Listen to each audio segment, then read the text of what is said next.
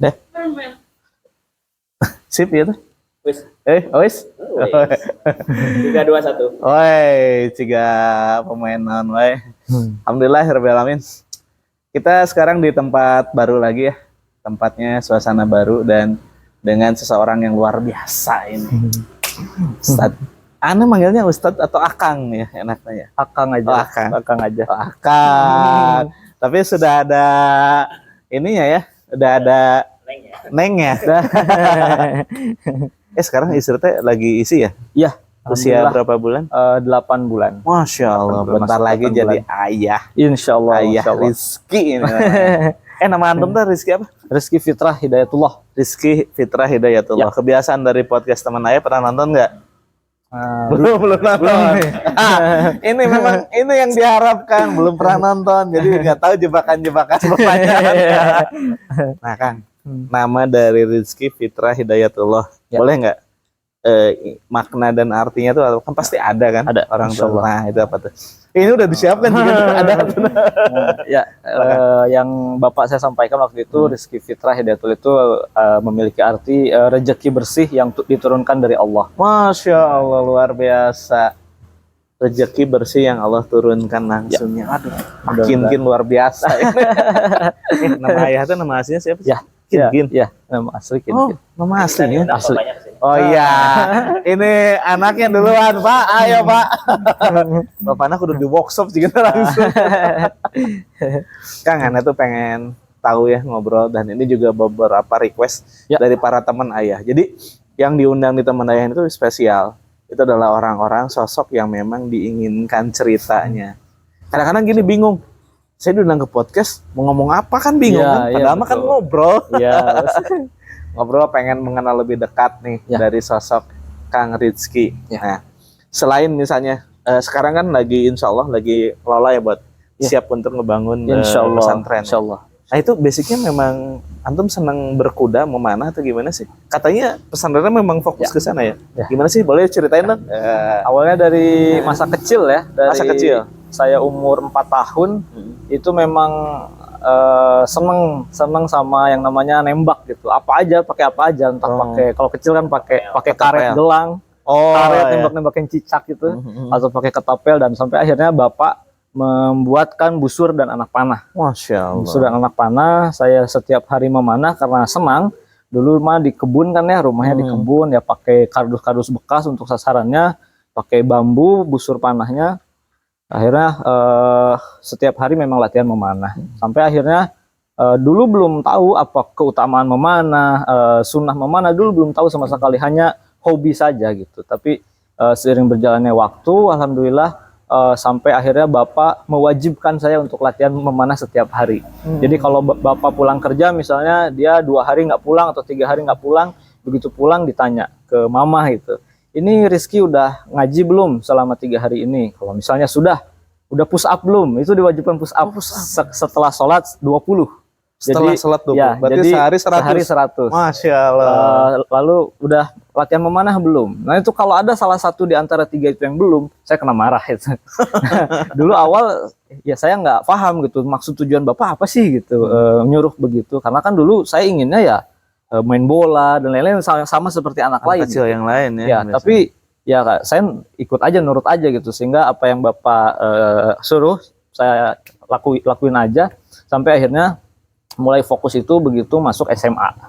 Ya SMA. Jadi SMP saya dulu negeri, SD negeri, SMP negeri di Bandung, di mana? Cimahi ya, tapi waktu setelah lulus SMP itu karena ya mulai si pergaulan sudah mulai Bapak lihat mungkin di sekitaran sekolah itu udah kacau, jadi Bapak ada kekhawatiran dan juga waktu itu ekonomi keluarga juga sedang turun, jadi sempat udahlah nampaknya kamu nggak bisa lanjut sekolah katanya begitu. Tapi ada keinginan kuat dari diri saya sendiri, dari SMP mau ke SMA. Ada keinginan kuat dari saya sendiri, Bapak juga terus berusaha, orang tua berusaha terus. Sampai akhirnya alhamdulillah Allah tunjukkan beasiswa di Pondok Pesantren Darut Tauhid. Pondok Pesantren Darut Tauhid. Agim di sana ya. Alhamdulillah saya ikut tes karena waktu itu ada punya hafalan 5 juz. Jadi tes dengan hafalan 5 juz, tes wawancara dan lain-lain sampai akhirnya diterima di Darut Tauhid full beasiswa selama 5 tahun kurang lebih. Oh, pesantrennya 5 tahun. Ya, jadi tahfiznya 1 tahun, sekolahnya 3 tahun, SMA 1 tahun terakhir itu pengabdian. Nah, di masa itu, waktu itu Agim baru beli kuda, baru memulai olahraga memanah di sana, sehingga saya ikut untuk belajar berlatih di sana gitu, karena awal-awal menghafal Quran kan jenuh juga ya. Saya awal-awal jujur sering kabur-kaburan itu, karena kan pesantren di Parongpong, rumah sering di Cimahi. kabur tapi bisa 30 juz, masya Allah, sering kabur ya. Oh, pakai kuda. Saya sering kalau Ahad pagi itu jalan kaki atau jogging lari dari Parongpong pulang ke rumah untuk Rumah di mana? Masih di sini? Masih ya di Cimahi. Jadi sekolahnya kan di Parongpong, pesantrennya saya lari ke Cimahi untuk kabur aja gitu. Pagi pulang, nanti sore ke pesantren lagi gitu. Lari itu teh. Ya, karena dulu ya ada rasa jenuh gitu di pondok. Sampai akhirnya ada kuda, sampai akhirnya ada memanah. Saya akhirnya gabung ke tim berkuda memanah Darut Tauhid. Dulu seleksinya sampai kurang lebih 1 tahun seleksi timnya itu. Sampai akhirnya keterima dan alhamdulillah setelah itu justru liburan pun saya nggak mau pulang. Yang di Ciwaruga bukan? Ya, Ciwaruga ke atas lagi. Yang sekarang jadi Eko Pesantren. Eko Pesantren, Eko Pesantren Darut Tauhid. Itu kan khusus ikhwan. Jadi waktu saya pertama masuk ke sana, Eko Pesantren masih seperti sungai kering lah, batu-batu besar, belum ada akses jalan yang bagus lah waktu itu. Jadi ya setelah mengenal panahan berkuda, alhamdulillah sampai liburan pun orang lain pulang, saya nggak mau pulang karena saya betah dengan kuda gitu, betah dengan kuda, betah dengan olahraga memanah. Alhamdulillah sempat dikirim untuk studi ke banyak tempat sama pesantren itu, dikirim ke tempat-tempat berkuda memanah yang bagus. Saya dikirim ke sana untuk belajar. Alhamdulillah sampai bisa ikut lomba-lomba. Masya Allah, luar biasa. Jadi memang dari kecil ya, kecil memang udah. Berapa bersaudara sih ya Kang? 5. Ya, saudara. 5. Pertama antum. Saya pertama. Kedua ada Murabi Ahmad Isbullah. Murabi. Ya. Yang ketiga Fathan Amirul Robani. Yang keempat Alfat Darul Robani. Yang kelima Arash Alima Robani. Laki-lakinya 5. Laki-laki semua. Pandawa 5 ya. Wah, mungkin bisa aja bikin pasukan. Ari sekarang yang adik-adik sama juga jejaknya sama atau diwajibkan ya semuanya ya? 3 yang tadi tuh. Enggak, push up, memanah sama baca Quran. Enggak, kalau beda-beda sih. Beda-beda. Saya lihat karena kalau saya dulu diwajibkan begitu karena awalnya saya anak pertama, nggak punya teman main di rumah karena nggak dilepas sama bapak, kan nggak dilepas di lingkungan di kampung itu. Saya cuman main sama saudara-saudara, anaknya Uwa, anaknya Bibi, semuanya perempuan. Nah, jadi bapak ada kekhawatiran saya laki-laki nih, mereka perempuan gitu. Jadi saya ya memang dari kecil dipaksa bela diri juga gitu kan, dari kecil ikut taekwondo, ikut karate itu dari kecil sampai akhirnya hobinya sampai sekarang masih nempel gitu. Jadi berkuda, memanah, olahraga gitu. Pokoknya didorong oleh bapak ke hal-hal positif yang bersifat kelaki-lakian untuk tadi menjaga itu, karena tadi saya mainnya seringnya sama ya teman-teman anak-anaknya Uwa, anak-anaknya Bibi itu perempuan semua, masak-masakan. Iya betul, waktu kecil itu sempat, makanya bapak ada kekhawatiran gitu. Tapi begitu adik-adik yang lain kan sudah ada saya yang ngasuh, jadi nggak terlalu diwajibkan sih gitu. Tapi kan antum suka ini juga apa, Muay Thai, boxing atau ya, Muay Thai ya? Muay Thai, boxing, kickboxing. Ya. Anda pernah lihat di sosial media itu perlombaan atau apa sih? Ya, ikut sempat penasaran, pengen ngalamin ikut tanding gitu loh. Karena kan selama SD SMP saya cuma ikut taekwondo, karate itu kan hanya ini prestasi ya. Jadi mukulnya itu nggak boleh kena, cuman hanya bentuk saja, teknik saja gitu. Saya ingin nyobain yang dipukul asli gitu loh. Pengen dipukul atau pengen mukul ya? Ya begitu. Mukul orang tapi tidak berdosa mungkin ya, pertandingan. Ingin bagus juga idenya ya. Mental aja gitu, pengen ngecek saya berani nggak ya gitu ikut pertandingan yang beneran gitu ya. Akhirnya waktu itu kan memang di Sasana itu ada boxing, ada kickboxing, ada Muay Thai. Ya memang yang paling bahaya kan Muay Thai ya. Ada elbow, ada knee juga. Jadi pelatih mengizinkannya udah kamu boxing aja, tinju aja. Kalau tinju kan sarung tinjunya lebih tebal. Kitanya juga kalau kelas amatir pakai headguard juga gitu. Biar sayanya nggak rusak. Kalau waktu itu pelatih bilang kamu masih muda, kamu belum nikah, jangan rusak katanya, nanti sayang. ya jadi diizinkannya boxing yang paling aman pada waktu itu. Ya alhamdulillah sempat beberapa kali lah ikut ikutan pertandingan. Alhamdulillah. Nah, Kang, pengen tahu nih rahasianya kan tadi kan memang dari kecil sudah dibiasakan baca Quran ya. Kan pasti ada titik jenuh ya kalau anak kecil karena anak kecil itu dunianya main ya. Kadang-kadang kan terlihat orang lainnya kayak gitu. Nah, ini apa yang menjadi dasar nih sehingga bisa sampai 30 juz hafal tuh kayak gimana sih tipsnya itu? Nah, ini pada nonton tuh ada anak-anak pramadasa di sini. Biar tahu nih. Tipsnya gimana tuh? Jadi awal mulanya ya lagi-lagi dengan bapak ya. Kalau cerita saya banyaknya dengan bapak. Pas kecil saya diajak jogging ke tempat jogging yang banyak ramai pedagang itu. Dan di sana kan zaman dulu kan masih zaman kaset DVD itu. Iya. Bapak dulu baru beli DVD, pengen ngetes DVD-nya. Akhirnya sambil jogging sambil beli kaset. Tapi bingung kan mau beli kaset apa.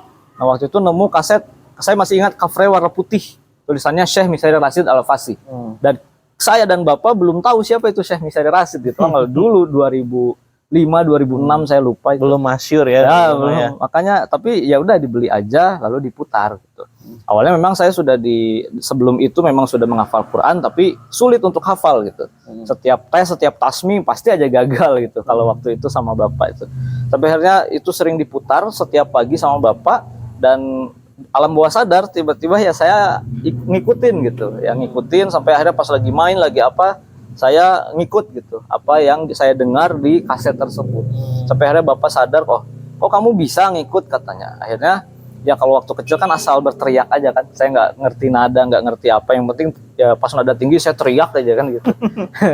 Makanya pas bapak tahu kalau saya suka dengan irama dan ternyata itu bisa menjadi solusi hafalan saya semakin kuat, akhirnya bapak mengenalkan apa itu nada tinggi, apa itu nada rendah, bagaimana teknik-teknik mengambil suara, menyimpan nafas itu. Akhirnya dilatih sama bapak ya beberapa tahun lah itu sampai akhirnya saya bisa diterima di sekolah gitu, suka buka acara, ada acara saya buka dengan saya ngaji gitu.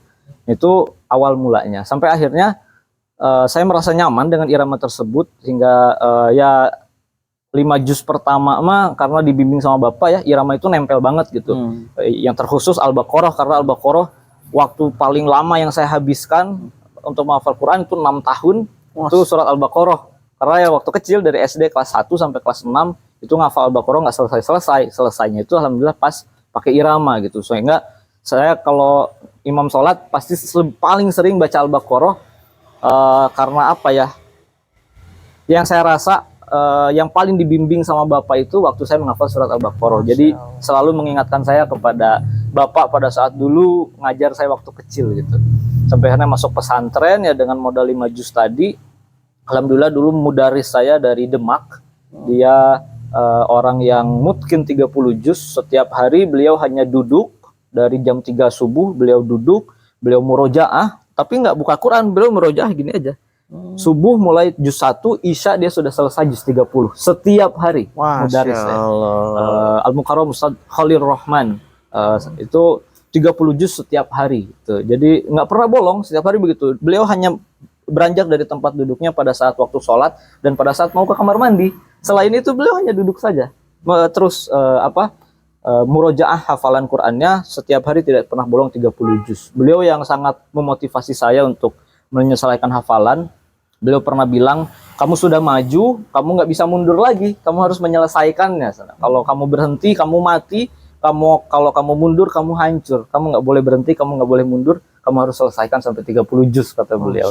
Itu yang membuat saya semangat gitu dan beliau selalu mewanti-wanti untuk tetap menjaga hafalan karena beliau pernah mengatakan begini,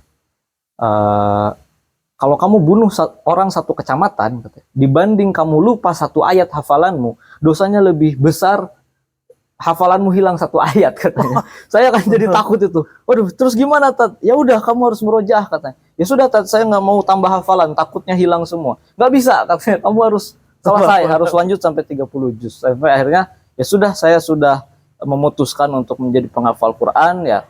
Saya ingin memuliakan orang tua, saya ingin ikut menjaga Al-Quran dengan para hafiz yang lain, sehingga berusaha semaksimal mungkin dengan keluh kesah perjalanannya pada saat menghafal itu ya, pahit manisnya itu saya rasakan. Alhamdulillah banyak sekali keberkahan-keberkahan yang saya rasakan pada saat menghafal Quran maupun pada saat selesai menghafal Quran. Meskipun saya pribadi tidak pernah meniatkan untuk hal duniawi ya, mudah-mudahan Allah selalu menjaga niat lurus saya dari awal hingga akhir nanti.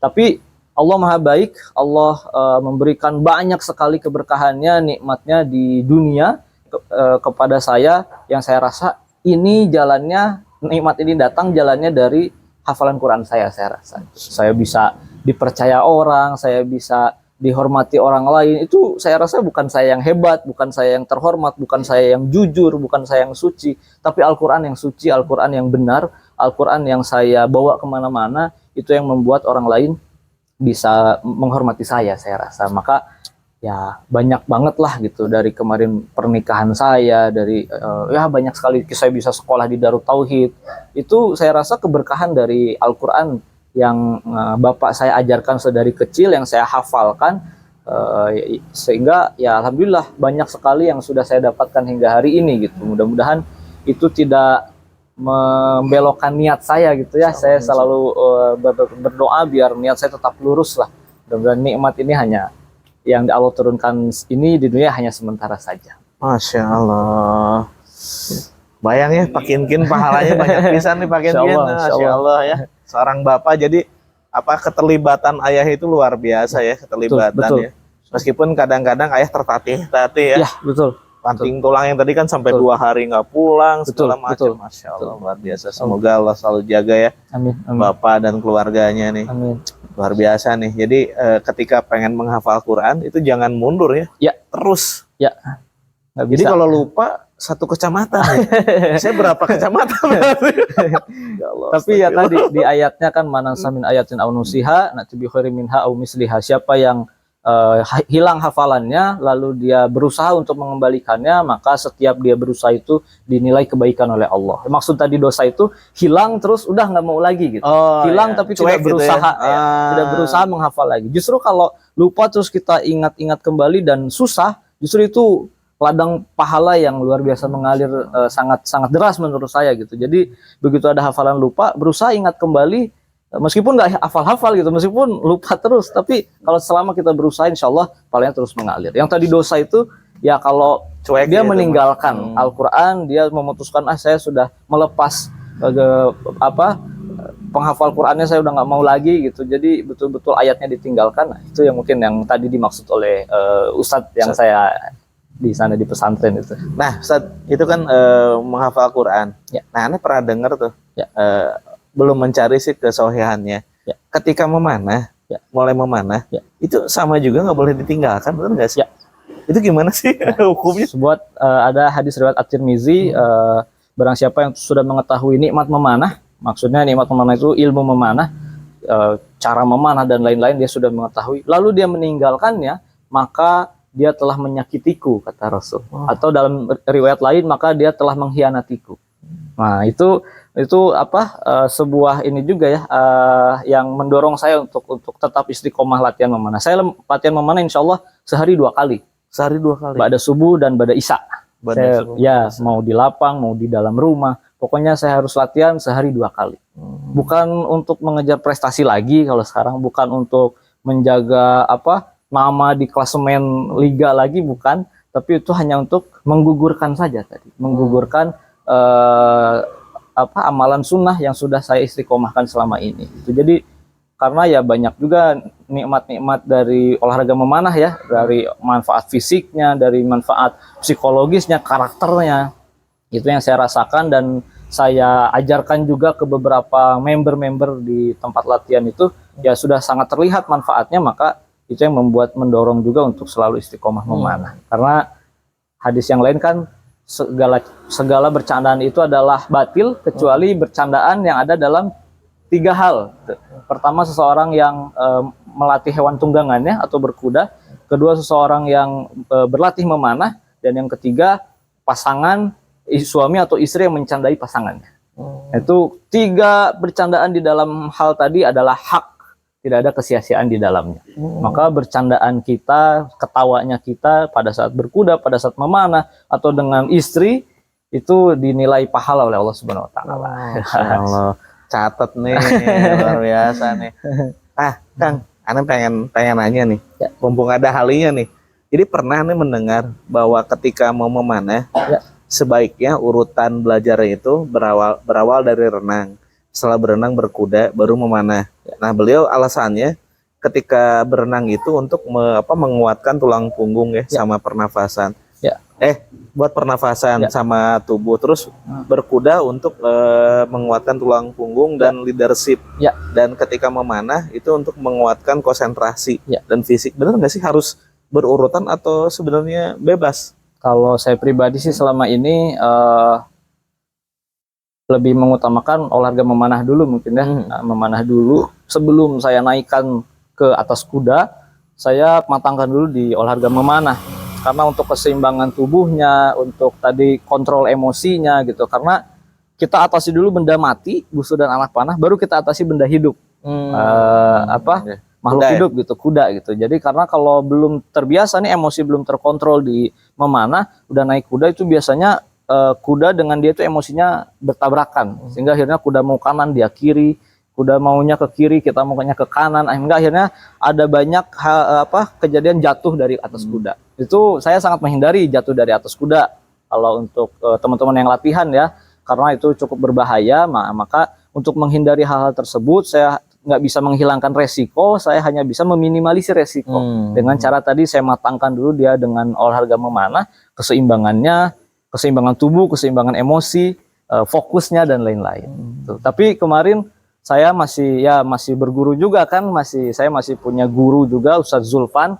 Kemarin saya dari tempat beliau Soreang, saya kemarin sowan juga kalau saya mau sedang bikin pesantren yang ada tahfiz dan furusiahnya.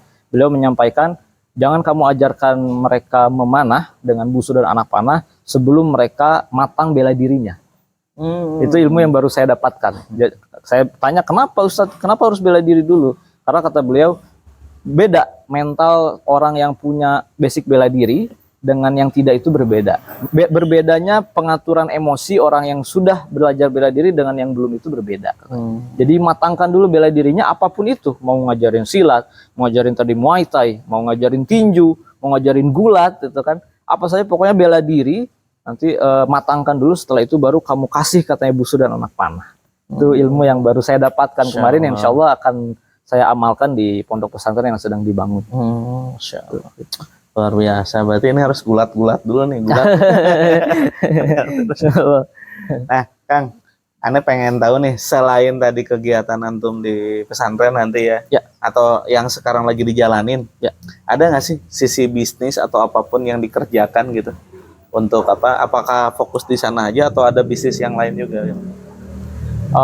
Untuk sisi bisnis ya paling jualan-jualan biasa lah. Saya masih bikin anak panah, bikin busur, itu masih jalan. Alhamdulillah, karena ya di keutamaannya juga kan jelas, sebuah hadis mengatakan 3 orang masuk surga gara-gara 1 anak panah. Pertama orang yang membuatnya, kedua orang yang menyiapkannya atau tadi orang yang menjualnya, dan ketiga orang yang memakai anak panahnya itu untuk latihan. 3 orang bisa masuk surga hanya karena 1 anak panah.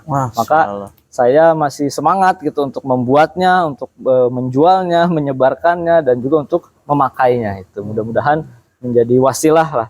Itu udah berapa busur panah nih yang dijual? Anak panah berapa? Nggak tahu tuh. Berapa dari awal dulu nih. Pas SMA kelas 2. Itu waktu masih pesantren, saya udah dijual, tapi jualnya ke santri-santri lagi, ke adik-adik kelas.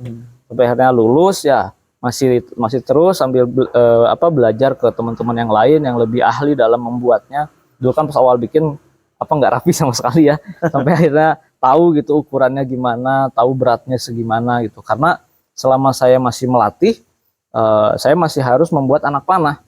Saya masih harus membuat busur. Karena yang saya pahami, busur itu punya karakter, anak panah itu punya karakter. Kalau saya punya murid misalnya, dia orangnya marah-marah, dia emosinya tidak stabil, nanti busurnya ada. Oh. Nah, dia kan nggak bisa beli online, beli langsung jadi, nggak bisa. Nanti karakternya nggak cocok, nanti malah apa ya, tembakannya nggak akurat-akurat, tekniknya jadi pusing gitu loh. Karena setiap busur itu ada karakter ya, setiap teknik ada peruntukannya. Jadi harus apa ya, harus cocok orangnya, tekniknya, alatnya itu harus cocok sesuai si karakternya masing-masing gitu. Ada busur lembut untuk orang yang memang lemah lembut, pendiam gitu. Ada busur yang kasar tadi untuk penembak kasar. Saya pribadi saya masuknya ke ini penembak kasar karena saya menembak di atas kuda, berkuda memanah. Saya mengutamakan kecepatan dan kekuatan, bukan kelembutan dan ketepatan. Kalau pemanah ground yang jarak jauh itu 50 meter, 100 meter, mereka bisa menembakkan anak panah dari jarak yang jauh dengan tepat sasaran karena mereka memiliki teknik yang lembut dan juga ketepatan yang mereka utamakan. Kalau saya menembak jauh-jauh saya nggak bisa. Saya di atas kuda, kudanya lari kenceng, 10 detik harus finish. Saya menembak sasaran cepat dan kuat. Itu ilmu ada dua jenis gitu ya. Mungkin itu. Beda-beda ya. Nah, Ustaz nih, sebelum terakhir nih, Ya. pertanyaan terakhir. Ya. Ada nggak sih pesan kesan antum untuk murid-murid antum yang selama ini kan banyak yang antum pernah muridnya banyak nih dari sisi yang memanah, murid yang belajar Quran segala macam. Ada nggak sih pesan yang mau disampaikan buat Alhamdulillah. mereka? Jangan apa ya, menghafal Quran itu perjalanannya panjang. Jangan sampai mengira bahwa itu hal yang mudah. Kalau kamu dari awal sudah mengira itu hal mudah, bisa jadi kamu menyerah di kemudian hari gitu. Siapkan punggung yang kuat, jangan minta ujiannya diringankan. Siapkan waktu yang panjang, duduk berlama-lama dengan Quran, karena Quran itu pencemburu. Dia tidak bisa diduakan dengan yang lain. Dia tidak bisa diduakan dengan musik, dia tidak bisa diduakan dengan gadget, dia tidak bisa diduakan dengan game, dan lain-lain. Maka siapkan waktu, siapkan diri, siapkan mental untuk menghafal Quran, untuk menyelesaikan hafalan, karena menjadi seorang hafiz itu tidak mudah, menjadi keluarganya Allah itu tidak mudah, pasti banyak ujian yang berat yang akan menimpa kalian. Mudah-mudahan Allah istiqomahkan, jangan sampai menyerah di pertengahan ya, dari memanahnya, dari hafalan Qurannya. Yang saya titipkan istiqomah saja. Insya Allah luar biasa ya, luar biasa nih hari ini. Tumben ya sekarang singkat, jelas, padat nih, luar biasa. Daging semua nih. Waduh. Insya Allah. Atau non pisan ya, Sami-sami. sudah meluangkan waktu ngobrol. Nanti Anda pengen ngobrol lagi nih, lebih banyak lagi ya. Insya Allah. Mengenai, nanti bilang ngobrolnya di pesantren aja di sana. Boleh, Insya Allah. Kapan nih launchingnya? Insya Allah Juni atau Juli. Juni ya, atau berarti Juli, Sawal ya. Ya. Pas Rayagung ya? Ya, ada Rayagung. Iya. Oh, Insya berarti Allah. sambil nyate di sana ya. Insya Allah. Mudah-mudahan. Ustaz, non pisan. Sami-sami. Barakallahu fiik ya, mudah-mudahan buat para teman ayah ini obrolan yang berfaedah. Insya Allah apa-apa yang kita obrolkan tadi bisa menjadi bermanfaat. Bila ada kata yang kurang tepat, mohon dimaafkan ya. Insya Allah yang baiknya dari Allah, yang kurang-kurangnya itu memang semata-mata dari kita ya. Saja hatur nuhun pisan ya. Terima kasih teman ayah. Jadi nanti kita tunggu episode selanjutnya ini mungkin dengan Kang Rizky lagi nanti. Insya Allah. Kita ngobrolin lebih dalam lagi soal pesantrennya segala Insya Allah. macamnya. Atau dengan Pak Imam Munandar yang udah siap di sini karena tembak. Siap, atau nuhun. Barakallahu fiik. Assalamualaikum warahmatullahi wabarakatuh. Assalamualaikum warahmatullahi wabarakatuh. Nanti san. Sampai. Barakallahu fiik.